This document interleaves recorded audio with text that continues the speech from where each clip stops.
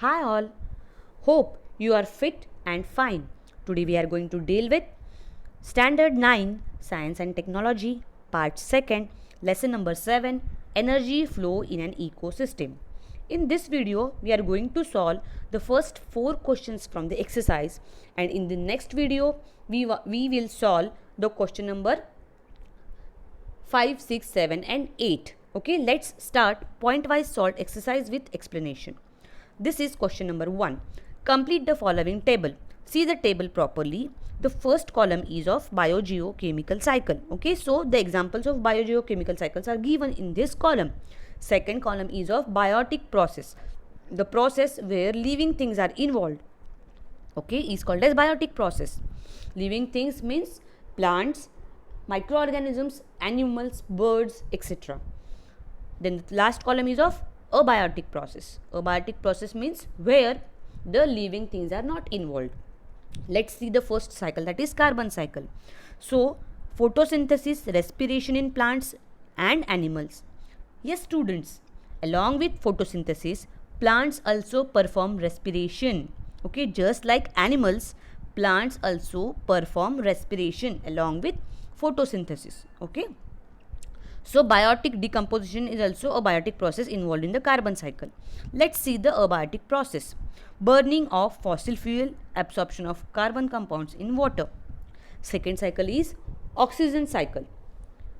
So biotic process involved in the oxygen cycle are photosynthesis, animal respiration, biotic decomposition, etc.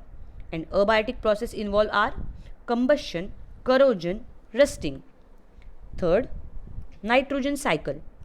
Let's see the biotic process involved in the nitrogen cycle. Nitrogen fixation by nitrogen fixing bacteria like rhizobium. And the abiotic process is industrial and atmospheric nitrogen fixation. Let's see the next question. Correct and rewrite the following statements and justify your correction. First one, carnivores occupy the second trophic level in the food chain. See the diagram carefully. Trophic level pyramid is shown in the diagram. At the base of trophic level pyramid, producers are present. And after producers, to the first trophic level, herbivores are present. After herbivores, to the second trophic level, carnivores are present. And at the last, that is third trophic level, omnivores are present. Producers include all green plants which are able to produce their own food. Herbivores includes all the animals which feeds on plants, which eats green plants, right? Then carnivores means animals which feeds on the herbivores, right? Which eats herbivores as their food. And the omnivores means the animals which eats mixed kind of food. That means they eat animals also and they eat plants also. Okay. Now, according to what food the animals eat, they occupy the position in trophic level. Trophic level means what? Trophic means what? Food. Okay. So these levels are arranged according to the type of food the animal eats. Okay. So the first statement is carnivores occupy the second trophic level in the food chain. The answer is given statement is correct. Right? Justification is carnivores are depend on herbivores for food. Herbivores occupy first trophic level, so carnivores occupy second trophic level, right? Next statement is the flow of nutrient in an ecosystem is considered to be one-way transport. We will see detailed of this statement afterwards in the next question. But just now we have to correct the statement and give justification. The correct statement is the flow of nutrient in an ecosystem is cyclic. It is not one-way transport, it is cyclic, right? Justification, all nutrients are continuously transferred from biotic system to abiotic system and back to biotic system through the medium of biosphere. Biosphere means lithosphere, atmosphere and hydrosphere. Next statement, plants in an ecosystem are called as primary consumers. It is an incorrect statement. Let's see the correct statement. Plants in an ecosystem are called as producers. Justification, plants are able to synthesize their own food by photosynthesis. So, they are called as producers. Herbivores depend on plants as a food, so they are called as primary consumers. Question number 3, give reason. First one, energy flow through an ecosystem is one way. Okay, so energy is flowing in an ecosystem. We have to prove that it is one way. It is flowing in a one way direction. Okay, so if you see the diagram carefully, you will find that the energy which is coming to all the ecosystem, the main source of that energy is sun, right? The green plants, they trap the energy coming from the sun and they produce their food, right? So this trapped energy is converted into food now in the plants. Now herbivores eats plant, means plants transfer their energy to herbivores now. Herbivores transfer their energy to carnivores. When the carnivores eat herbivores, the energy with herbivores, it transferred to the carnivores, and finally this energy goes to decomposer. So in this flow of energy, if you see, no part of energy is returning back to the sun. The energy is flowing in only one way direction, right? That's why it is called as energy flow through an ecosystem is one way. Okay, let's see the answer point wise. First point, in all ecosystem, sun is most important source of energy. Green plants store some of the solar energy in the form of food by the process of photosynthesis. See, I have highlighted the word photosynthesis because it is a very important word. It is also called as keyword from the answer. Okay, so like this you have to highlight the keywords from the answers. Okay. Third point, before reaching the decomposers, this stored energy is passed on from one trophic level to the next. That is from producers to herbivores, from herbivores to carnivores. Okay. Fourth point, decomposers release some amount of energy in the form of heat, but no part of energy returns to the sun. Therefore, energy flow through an ecosystem is one way. Okay. Let's see the next question. Equilibrium is necessary in the various biogeochemical cycle. So many biogeochemical cycles goes on in our surroundings. Okay, we need to maintain the equilibrium, or equilibrium is necessary to maintain in the biogeochemical cycle. Let's see the reason why the equilibrium is necessary. First one, state of equilibrium in a biogeochemical cycle occurs when there is a balance in the cycling of elements of biosphere. Second, various human activities and climate changes seriously affect the speed, intensity and equilibrium of these cycles. Third point, equilibrium in the biogeochemical cycle is important for the survival and existence of organism and also stability of environment. Okay, so the next question is, flow of nutrients through an ecosystem is cyclic. Just now we have seen that flow of energy is one way direction, right? Here we have to prove that flow of nutrients is cyclic. If you see the diagram, at the top of the diagram, the plants, what the plants do, they absorb the sun energy, they absorb the nutrients from the soil and water from the soil, and they produce their food, right? Now this food is nutrients for the herbivores. As the herbivores eats the plant, they get energy from the plants, right? So these nutrients which are produced in the plant, now it goes to herbivores. It goes to carnivores when carnivores eat herbivores. Again to carnivores, it goes to omnivores, right? And from omnivores, the decomposers absorb the nutrients when animals and plants, they get die. Decomposers act on death and decay body of the animals and plants, and what they do, they convert the complex nutrients into the simpler form, and this simpler form of nutrient now get mixed with the soil, and from the soil again plants absorb that nutrients, and the nutrients now again get incorporate in the flow of nutrient cycle, right? So why it is called a cyclic reaction? Because it is never ending reaction, again and again nutrients are flowing through the same cycle. That's why flow of nutrients in an ecosystem is cyclic. Let's see the answer pointwise. First, all the living organisms and plants need nutrients for their survival. Second, the flow of nutrients can be explained by taking an example of food chain. The food produced by producer is consumed by the consumers to obtain the nutrients. Through the different trophic levels, these nutrients transfer to decomposers. Decomposers obtain their nutrients by decomposing the dead organisms and return the nutrients to the soil in a simpler form. These nutrients are again absorbed by the plants and incorporated into the food chain. In this way, flow of nutrients in an ecosystem is cyclic. Let's see next question, that is question number 4. Explain the following cycle in your own words with suitable example. First one is carbon cycle.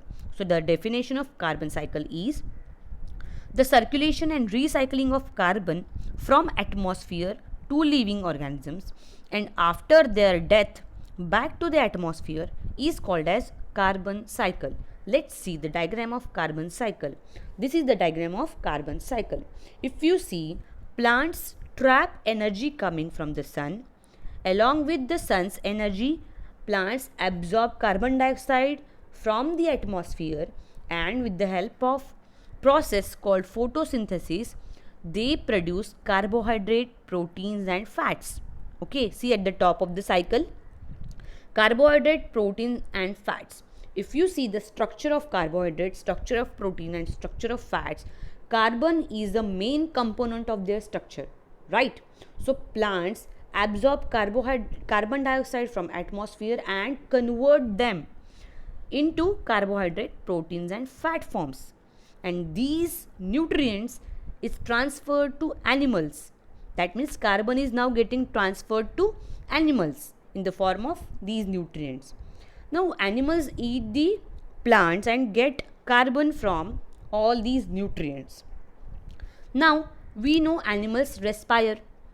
In the respiration process, when we exhale, we again emit carbon dioxide or we again release carbon dioxide into the atmosphere, and this atmospheric carbon dioxide again goes to the plant and absorbed by the plant, right?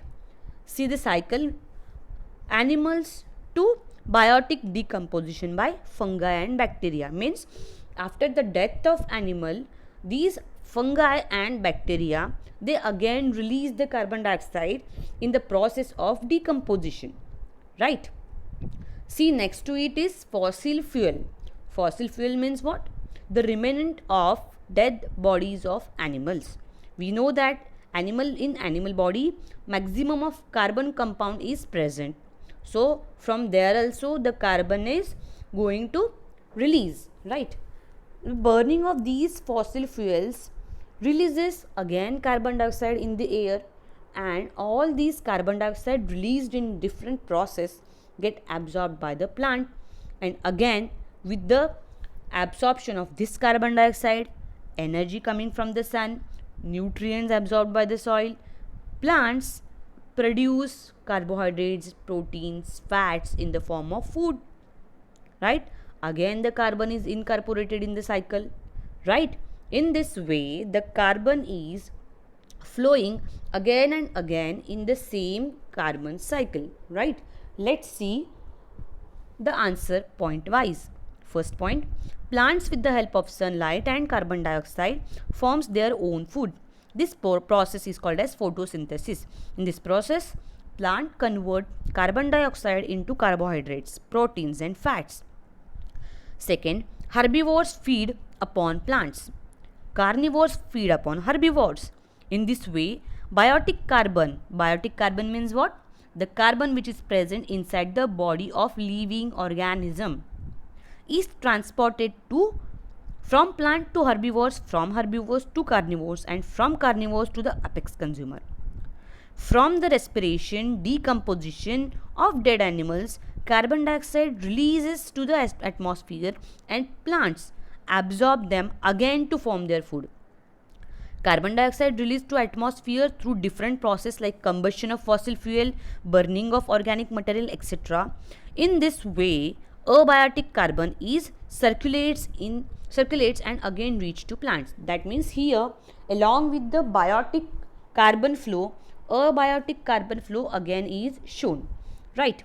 Next is, see the reaction of photosynthesis and reaction of respiration. It is these reactions are very important. If you see the reaction of photosynthesis first, 6 CO2 plus 12 H2O in the presence of sunlight and chlorophyll, C6H12O6 plus 6 H2O plus 6 oxygen evolved. This arrow shows gas. Oxygen is produced in the form of gas, right? In this reaction, if you see, carbon dioxide is trapped by the plants in the process of photosynthesis. It is getting converted into glucose molecule. Glucose is the simplest form of carbohydrate, right? So again, the carbon from one form, it is converted into another form, right? See the process of respiration, which is exactly reverse to the process of photosynthesis. What are the products of photosynthesis? Here in the process of respiration, they are the reactants, right? See here, glucose plus oxygen in mitochondria. Here carbon dioxide gases are released, water and energy is also released in this process. Okay, so these two reactions are very important reaction. So whenever the question of carbon cycle is asked, you need to write these two reactions in the answer. Second, oxygen cycle. Circulation and recycling of oxygen within a biosphere is called as oxygen cycle. This is the definition.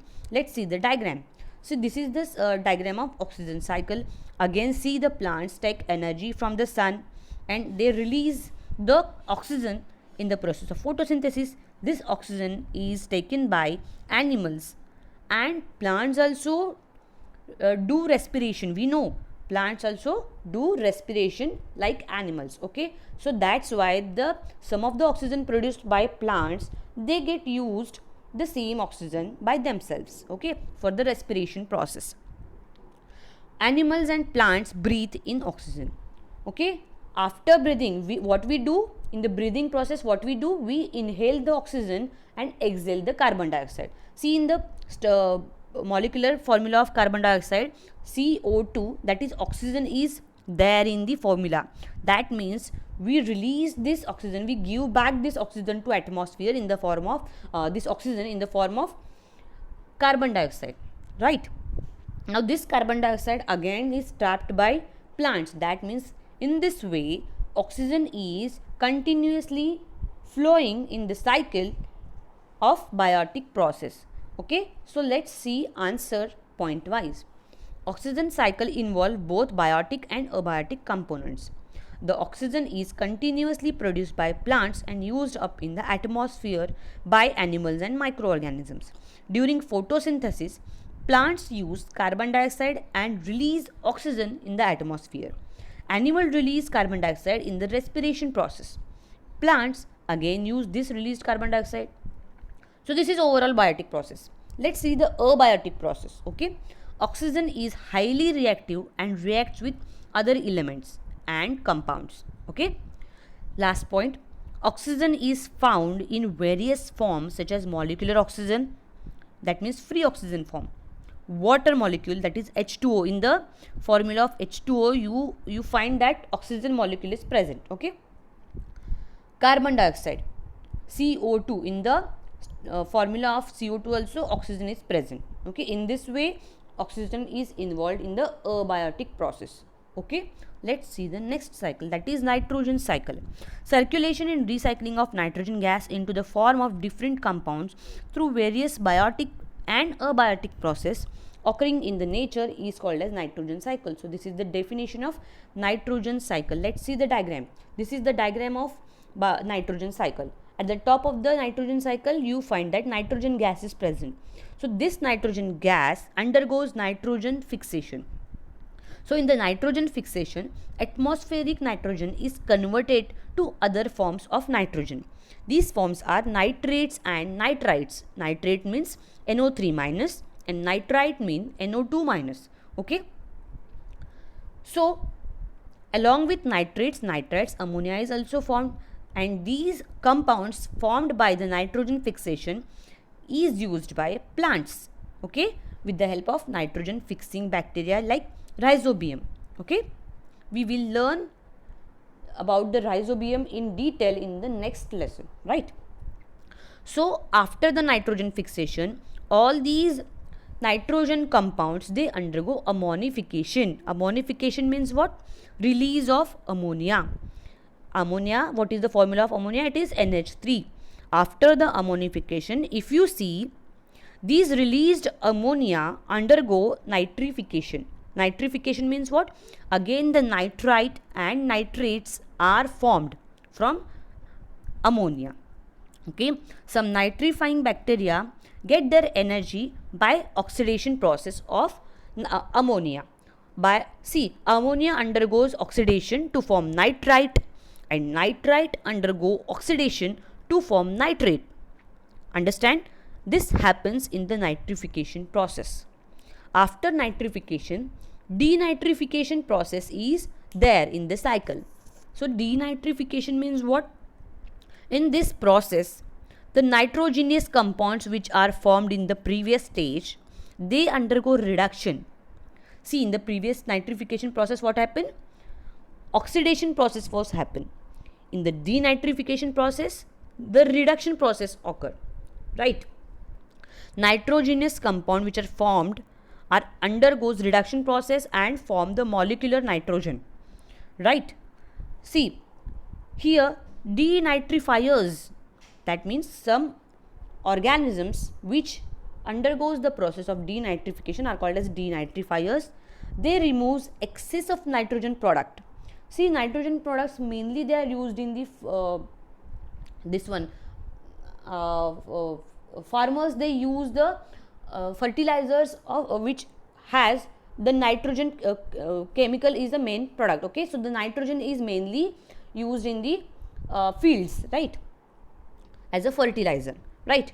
So this over or excess nitrogen which is used in the fertilizer, it is denitrified by the denitrifier bacteria, right? So after denitrification, nitrogen, molecular nitrogen is evolved. This molecular nitrogen again involved in the next cyclic process of nitrogen cycle, right? Let's see the answer point wise.